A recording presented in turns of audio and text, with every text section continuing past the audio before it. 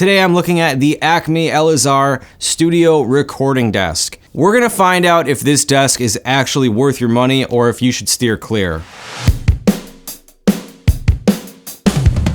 I don't know how many years it's been, but I've always wanted a cool setup for recording drums in the basement. I had to start somewhere exploring what kind of desk I was gonna find. You know, Sweetwater has a huge selection of studio furniture, but dude, this shit is not cheap. Finding a desk like this on Sweetwater is like $3 at minimum. I decided, let's not go with Sweetwater. Let's go see what's out there on Amazon. And here it is. It's this Eleazar studio desk. And if you're over in Europe, this desk, I believe, is sold under the brand name Millennium. So you may want to check that out. Now, I saw it on Amazon and it was like $500. So I couldn't believe it. And most of the reviews for this desk are pretty terrible.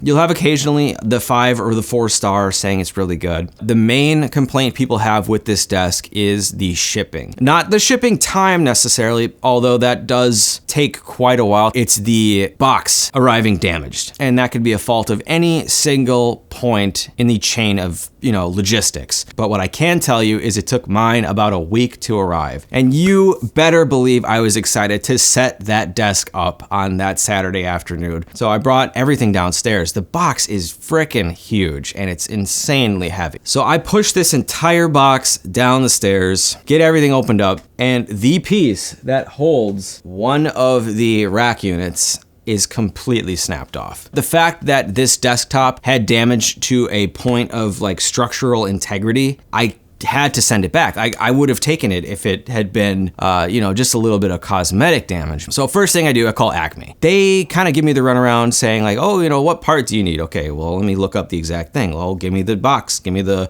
exact number on the box, right? And they say, oh, well, we can't actually just ship the top, right? We could send you like screws or like little, parts, like maybe a leg or something for the desk, but no, not the top, right? So you have to go back to where you bought it from. So I contact Amazon next, and the person on the phone call, totally fine, like you're just doing your job. But basically what I have to now do after I have all of the pieces of the desk in the basement on the floor, ready to be assembled, mind you, because I didn't discover the damage to the top piece until everything was out of the box.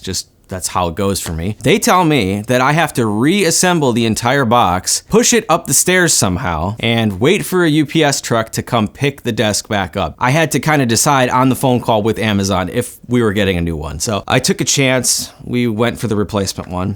And again, this took about a week to get. Once it arrived, thankfully, there was literally zero damage to the desk, even though the box on the outside looked like it had been through war. Assembly took me about 1 hour. It was really straightforward and easy to put together. The manual just walks you through it. The desk itself sits on wheels. The casters that are included with this are like hard plastic. So that's an area of improvement that I might go down to the hardware store and get some larger wheels. The desk is going to sit up higher, which is a big problem with this desk, and is that it sits very, very low. And when you combine that with the keyboard tray, you are gonna have an issue with your legs bumping into it. And that's something that I am struggling with. I have one of those Secret Lab gaming chairs, and that chair actually can go down really, really far. So if I have that chair on the lowest setting, the desk works great. But any other type of chair, you're gonna be bumping into the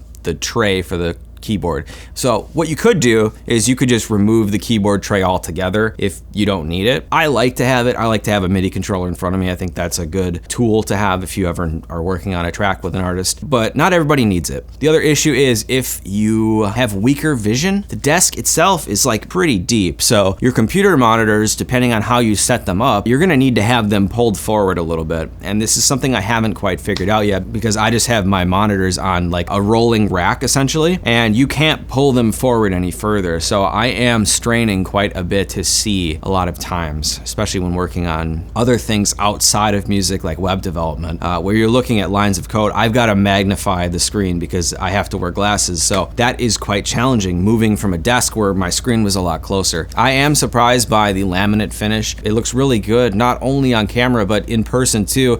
It doesn't feel super high quality, but it's good enough, I think, that as long as you're careful, I don't see it being, you know, damaged easily. As long as you're taking care of your stuff, which I try to do as much as possible, seems like it's gonna hold up. If I had to guess, I think this is MDF board. Both the top and bottom are pretty substantial pieces of board. They were really heavy carrying it down the stairs. As far as weight distribution goes, I have a KRK sub that's sitting on the bottom here. That's just kind of anchoring everything together. That speaker is really heavy, so I'm not too worried about like weight distribution. My Cranborn ADAT 500, that unit is very heavy, and same with my Axe effects that I have on the other side. There is concern of like the entire desk like tipping. Even without the sub, I didn't notice that. However, I would say that if you're gonna have heavy rack gear, plus you're gonna throw 8-inch speakers on top of that on the wood shelves, that would scare me a little bit, and that's why I actually opted to have my studio monitors on standstill. As far as like the budget, like the value for this desk, you have to take a gamble on what you're gonna get from the manufacturer, because the quality control for this company, it seems like they do not care. If I were you and you were buying this, expect a headache, just because there is a chance that you get this and it's going to go back. Overall, I think this is a cool desk. I think it looks awesome. Clients, they are impressed by it. If you're doing any of this stuff, if you're just doing drums, if you're recording yourself, if you know you record bands, you know, you do session work, you do all this stuff, it's great for that. And the desktop too, I didn't mention this, but it's very, very large. So if you need to do actually any work on the desk itself, you're gonna be surprised by how much room you actually have. And speaking of room for this desk, you do need a pretty substantial area for this desk. I think this area that I'm in right now is like 11 feet. Keep that in mind, that this is not gonna fit in like a small little bedroom space. Moving forward, I do a lot of e-drum content. I do drumming videos, but I'm also gonna try to transition into more of the content creation stuff and just kind of recording drums and recording in general, because that is the bulk of the work that I do. I like reviewing products. I like reviewing e-kits. My real passion is in playing the instrument and also recording the instrument and recording bands. So I'm gonna try to bridge the gap, simplify the process for, you know, anybody who's interested to see kind of how these things work. I hope that this review has helped you if you were in the market for a desk like this. I just wanted to get on here and share my frustrating experience buying this.